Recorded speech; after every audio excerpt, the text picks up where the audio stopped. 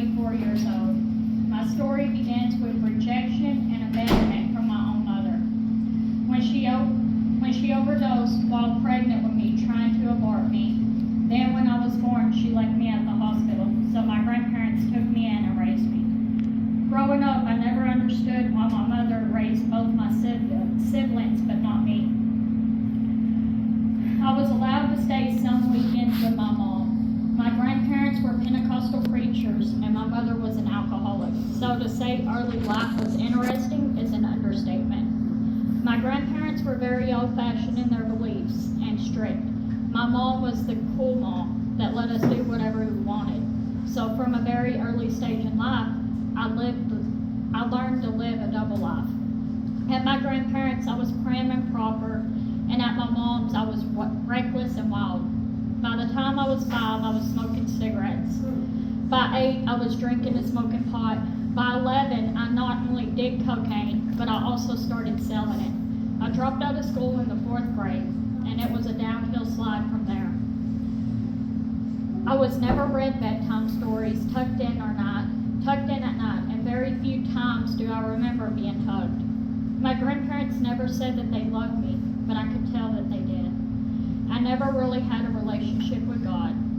I knew Him, of course, and if you were around me at my grandparents' when I was young, you would have thought that I did. I wore the dresses, kept the long hair, never wore makeup, and was in church every time the door opened. I was even baptized in front of our church, but I did all of that because it was expected of me, not because of a relationship with God. And if I'm being honest, I was mad at God and blamed Him for the hurt and pain that I felt. At my mom's, it was the polar opposite. I could do anything and everything at her house except talk back. By 8, I was drinking with her. I can remember being 5 and going to the bar with her and doing karaoke and two-stepping with grown men. By the time I was 8, I had been molested at least 5 times by multiple people, and it was the same people that was supposed to take care of me growing up. We moved around a lot, and it seemed like I had a new dad every few days. I watched my mom get beat more times than I could count, but when I was 6, it all changed. My mom met Blaine, and he got her sober, and we were a real family. He was everything we needed. But by the time I was 10, he was battling cancer, and a month before my 11th birthday, he passed away. Then things really got bad. At the time, I was living with my mom because I couldn't deal with the rules at my grandparents' house. And I remember my mom getting drunk and yelling the day that Blaine passed away that Blaine died to get away from me, and that it was my fault. She kicked me out, and I walked over an hour in the dark to my grandparents' house. Things only got worse from there. I started running with the hardcore gang members, so my grandparents kicked me out too. I was living on the streets, taking every kind of drug you can think of, and drinking heavily to escape my pain. And by 14, I was living with a 19-year-old man. When I was 16, I found out I was pregnant by him, and I thought, this is finally it.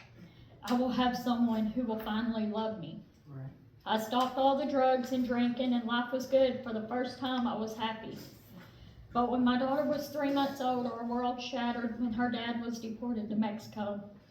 But I stayed strong and sober. I was determined to give my daughter everything that I did not have.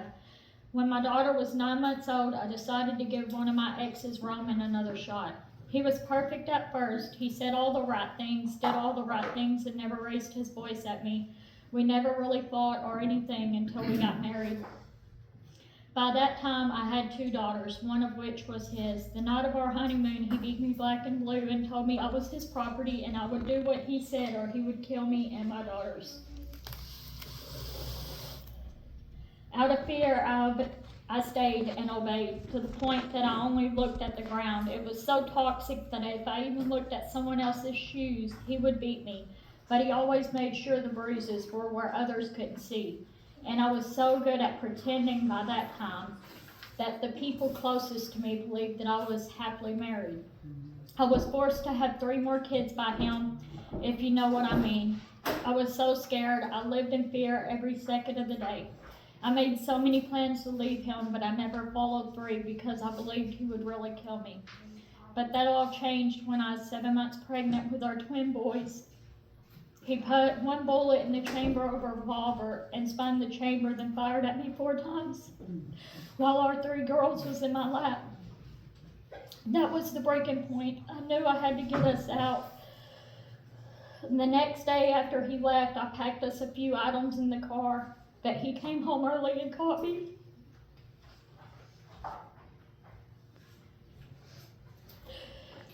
And he beat me to the point that one of our sons passed away an hour after birth and the other has cerebral palsy. To make matters worse, CPS took my kids immediately, saying that I was unfit. But still, I stayed strong. That same week, I found out that I had cancer. I was still doing good until I went to visit my kids at the CPS office. They were playing and they looked so happy until I walked in. And they all 3 shut down mentally and physically. So I got my oldest, who was 5 at the time, on my lap, and I asked her, "Why did y'all stop playing?" And she said, "Because if we were loud or played, Daddy will hurt you." God gave me the strength. Come on, you can do it. At that moment, I knew that I had not only failed them as a mother, but CPS was right. I was unfit because what kind of mother allows their daughters to be in that kind of position? So after the visit, I talked to the foster parents and we decided on them adopting all 3. That was the last time I seen my kids. After that, I gave up. I went back to the drug and the gang life. I started cooking dope and I blamed God for all of it. I truly hated him, and as time went on, I spiraled more and more out of control. To make matters worse, Roman only got a year probation for violence causing bodily injury to a family member. My grandmother begged me to do treatments for the cancer, and when I refused, she gave me an ultimatum: either take the treatments or she would stop all medication, including her heart pills and her insulin. So I agreed. I wanted to die, but God had other plans. I beat the cancer, but that only made me more bitter about life. Things kept getting worse. In 2015, I had an indictment put out for me. The Texas Rangers, DTF, and U.S. Marshals kicked my door in, and I was arrested for manufacture, distribution, in a drug-free zone. My bail was set at $200,000, and within minutes of seeing the judge, I paid cash and bailed out.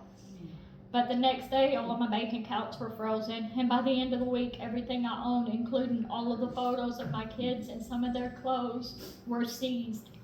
This only made me more bitter and reckless. I was kicking in doors and fighting just to earn money. I was very vile, angry, and really bitter. I hated life and everyone in the world besides my grandmother. She was all that I had left. But 2 days after my birthday, she went to be with the Lord.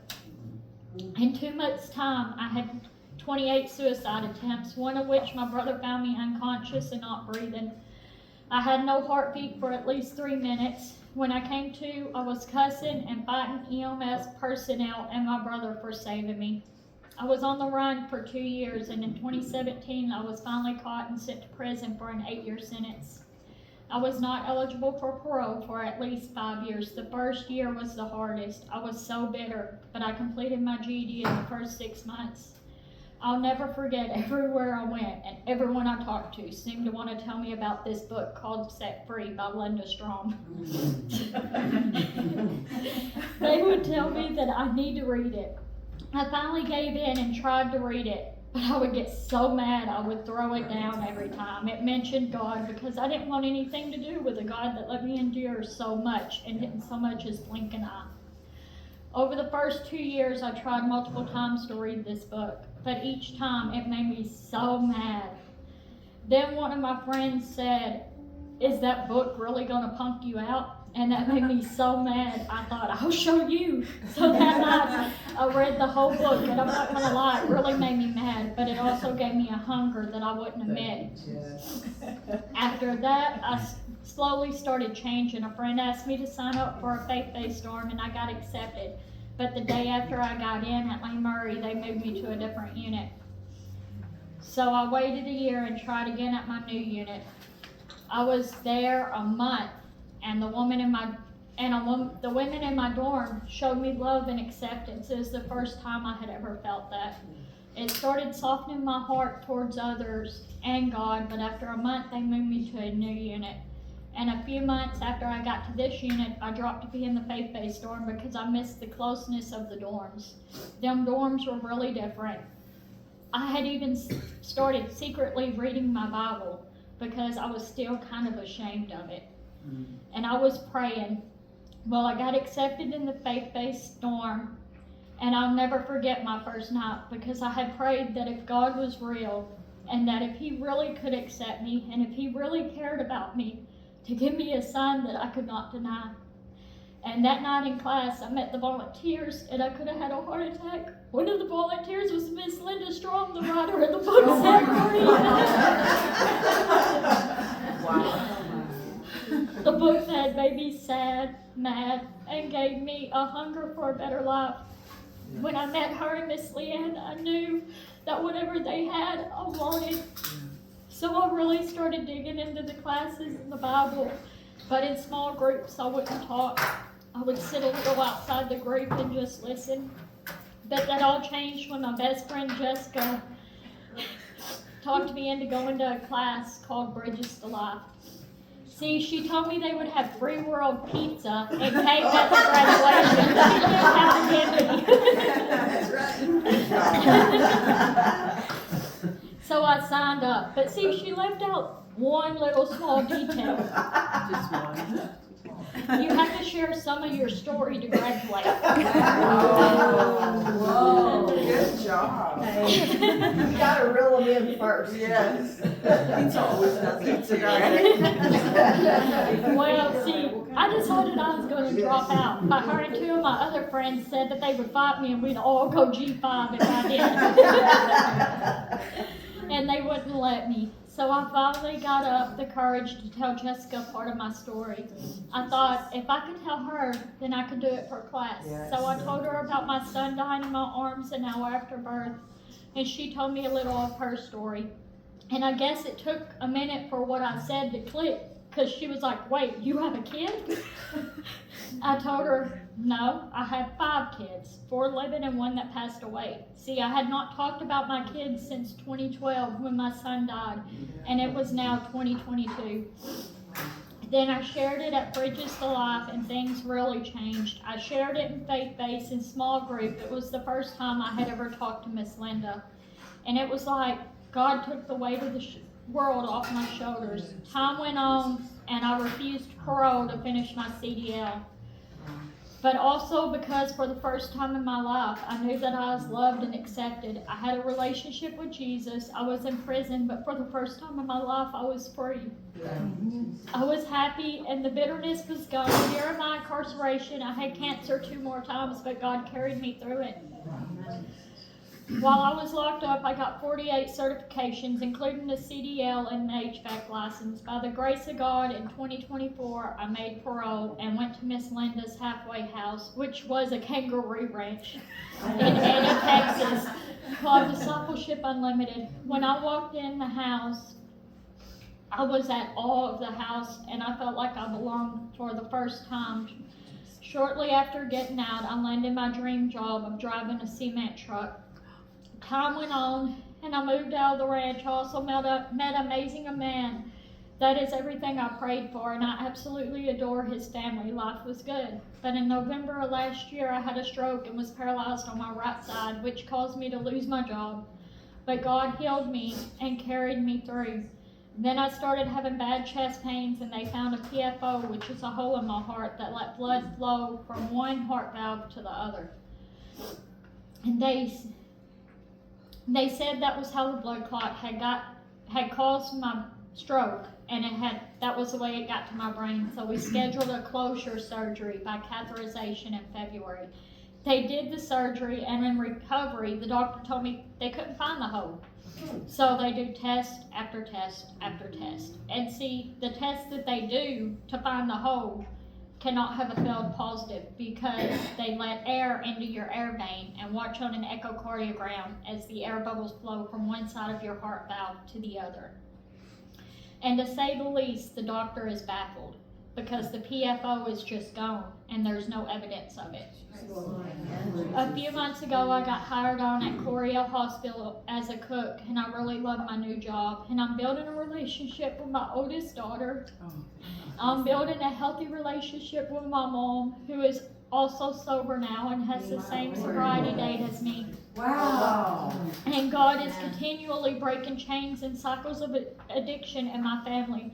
And trust me when I say that when you are living according to God's world, or to God's word, life is not perfect. It's not all rainbows and flowers. There is going to be bad times, because when the enemy sees you growing in faith and growing closer to God, he will throw everything he can at you. Last week I had an ultrasound done and they think the cancer is back. Thursday I had a biopsy done. But what the enemy fails to realize is everything he has thrown at me in my life only caused me to grow closer to God. And if my story can just help one person, then it will all be worth it. Amen.